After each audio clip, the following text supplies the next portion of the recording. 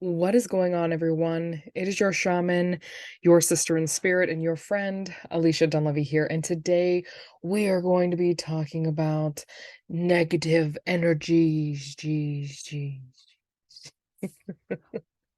and how negative energies can affect our lives and what we as individuals can do to how be mindful, how to overcome these things through our own sovereignty. And basically, when we know it's time to call in some support from a shaman, a priest, or a spiritual practitioner that works specifically with negative energies that might be manifesting in a way where we feel like we are losing our sovereignty or losing control overall. Okay. So, what is it about negative energies? Like, how do I know that I'm in a space of negative energy? Negative energy or a negative state of being or a negative mindset or stinking thinking, all of these kind of like ripple out to give us a better description in terms of what a negative vibe is. A negative vibration is when you are not in a state of elation, bliss, joy, or peace. Okay. So negative vibes are going to be whenever you are in jealousy, greed, anger, wrath, lust. There's a certain lack of presence there's a certain lack of self-control that happens when we are in a negative vibe. There's also a certain lack of mental discipline or emotional discipline or physical discipline that happens whenever we are in a negative vibe. Negative vibes can also manifest in just like a series of bad luck. It's just like things just keep happening over and over again. It can also manifest in ways where we have very clear goals or desires in our lives, and we just can't seem to push past it, push past these obstacles and these blocks that are in the way. We also could be having some repetitive negative dreams. We could be having sleep paralysis. We could be having spiritual psychosis.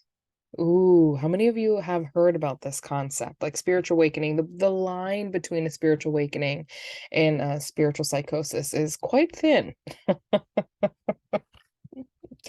Ultimately, negative vibes stem from fear. Okay, everyone. So when we are in a state of fear, right, when we think about the sympathetic nervous system, we have our fight, flight, fawn, freeze response, right? And in these responses, how do they manifest? Well, when you are in a fight state, typically you're in a state of anger, rage, maybe jealousy, maybe greed, right? We pick up some kind of argumentative behavior. Sometimes we even go into blown physical violence. When we are in the flight response, we might revert to being on our phones a lot. Okay, so we're like disassociating, we're detaching from the situation, not in a way that's non-attachment, but complete detachment. Okay, in order to numb ourselves. So flight is running away from these situations, even using things as distractions. The flight response can also manifest in addictions. Okay, alcoholism, tech addiction, um, food addiction, exercise addiction, sex addiction, all of these things. In the freeze response, this is going to manifest as procrastination. This is going to manifest as indecisiveness. This is going to manifest in, hermiting and isolation. In the fawn response, fawn has a lot to do with people pleasing, okay? Doing things that aren't addressing the issue and kind of giving in to situations in order to avoid conflict. It's really anchored in serving other people above servicing yourself. Going into a certain set of certain kind of martyrism, self-sacrificing, right? And not intentionally, not doing things as an act of service, but self-sacrificing because you just don't want to deal with the problems. And you can see by listing all of these things how this can be super disconnecting from the God self. This can be super disconnecting from joy and positivity and self-empowerment and a connection to self-confidence and self-worth, right? And so all of these things can be considered when we are dealing with negative vibes, understanding on a physiological level that we are probably operating under a stress response, under a sympathetic response. Okay. So how do we begin to take back our sovereignty? Well, we do things that bring us joy, right? We bring ourselves back into an alpha state. How do we get there? We get there through imagination and play, through creativity. And there's a whole interesting depth that wants to come in through this, right? Because creativity, there are plenty of songs that are created from a space of negative vibration, right? So how do we get into a positive vibe? We tune into feeling. Does it feel not good in order to numb ourselves, but does it feel like happiness and joy? And again, not just in the moment, but long term. Does it feel like peace? Does it feel like alignment with self? Does it feel like alignment with our future goals? Right? So what else can we be mindful of? So we can be mindful of, maybe I'm stressed out right now, and maybe I need to relax, start rededicating myself into self-care. Maybe I need to do a little like mental check-in, like, hey, how are you? I love check-in culture, checking in with yourself. Have you eaten today? Are you sleeping regularly? Our basic needs need to be met, right? Have you been eating in a way that is nourishing to the body? A lot of our emotions, a lot of our imbalances come from a lack of balance in our endocrine system, or maybe even in some of the neurotransmitters that are firing off in the body.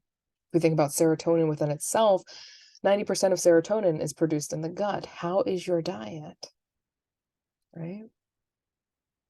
So eating high vibrational foods, eating foods that bring health and wellness, bring growth, is going to be important. What are some other things that we can do?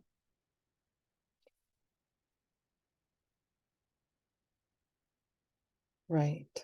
Those signs, right? Those signs of being angry, those signs of being restless, those signs of being indecisive and procrastinating, kind of getting into that sloth energy, those signs of being jealous and greedy, those signs of being lustful.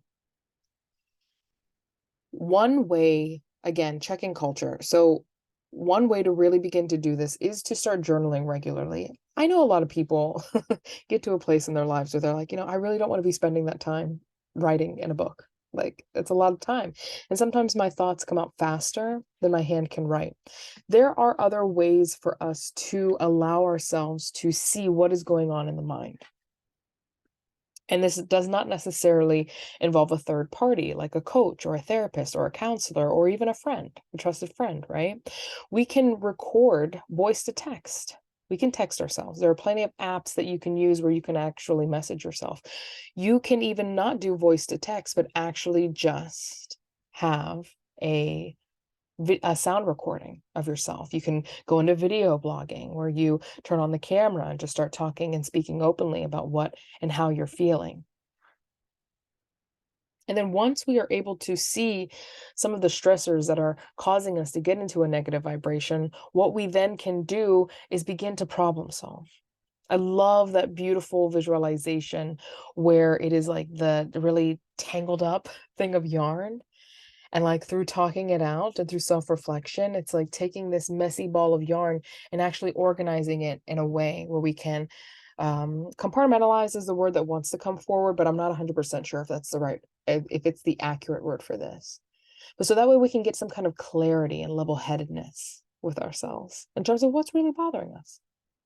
And when we can get clear on what is bothering us, then we are able to actually start creating a plan to overcome this challenge that we are facing, this challenge, this obstacle that is thus bringing us stress, thus bringing us into a low vibration.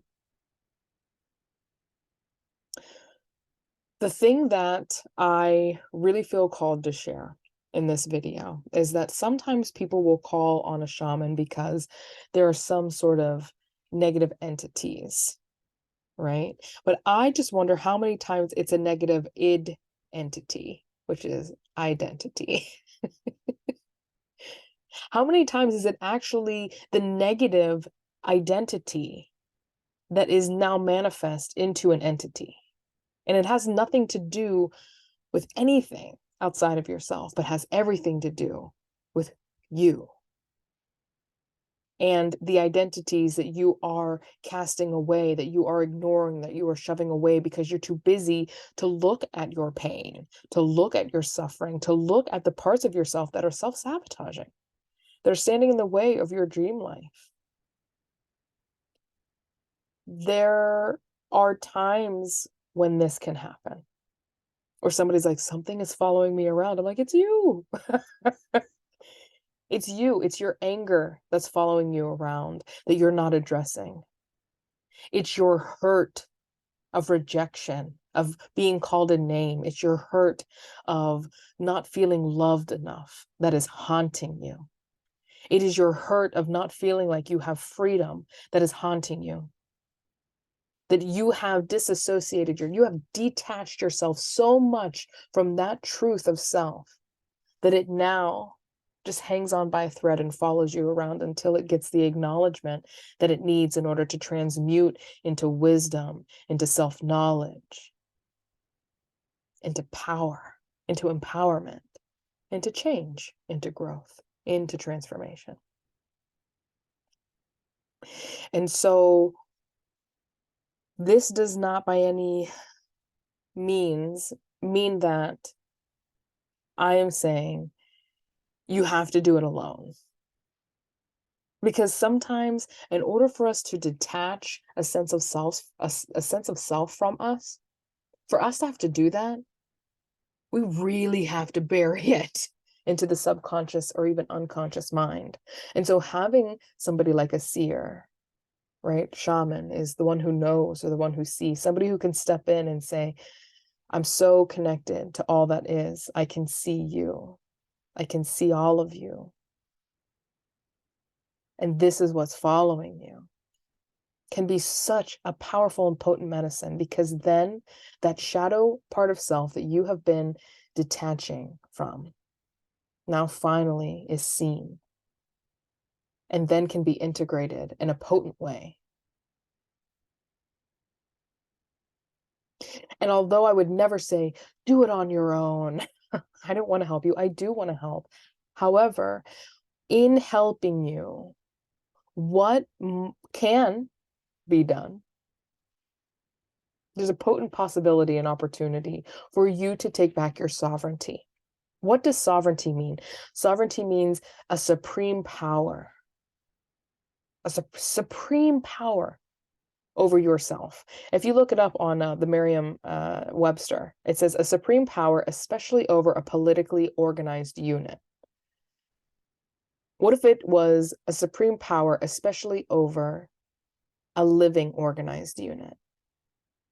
Are you not an organism, organized and a unit? Is your body not that? Your mind, body, emotions, and soul, that? And how do you claim your supreme power over it? It is truly getting back into the basics, which is getting to know yourself and getting to know the parts of yourself that you like and the parts of yourself that you don't like. And restructuring that. It's okay to not like certain parts of yourself, but my question for you is, if you get that clear in terms of what the inner critic is saying to you, my next question is that the truth, or is that something that somebody else told you? Well, it's maybe a little bit of both. Okay. But which one does it lean more towards? Because if it is the truth, then what this truly is a call for change, a call for action, change in action, change in discipline, change in being. If this is not the truth, and this is something that you have been indoctrinated with and told, then this calls for a change of perception. a change of belief systems, a change of thought. And honestly, guys, there is not one that is easier than the other, if I'm being honest. They're both difficult. They both present unique challenges to us, right? But sovereignty is autonomy. Sovereignty is freedom from outside control. Sovereignty is reclaiming the control that you do have. And sometimes the responsibility that comes with self-control and discipline, like the responsibility that comes with that, can sometimes really freak people out. But just know, a little master tip here, that typically comes from this very deep societal rooted belief system that we have to do it perfect and that we have to do it perfect. You don't. The only thing that we ask is that you try your best, that you remain persistent in the journey and in the desire of sovereignty, of freedom, self-discipline. And sometimes we do trip up. And knowing that that is not a negative thing, that that is natural. It's natural to grow little humps and bumps along the way, right? And then to recommit. Responsibility is recommitting to self. It's a commitment. It's a dedication.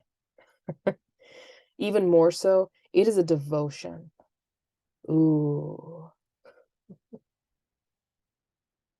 Sovereignty is a devotion to self.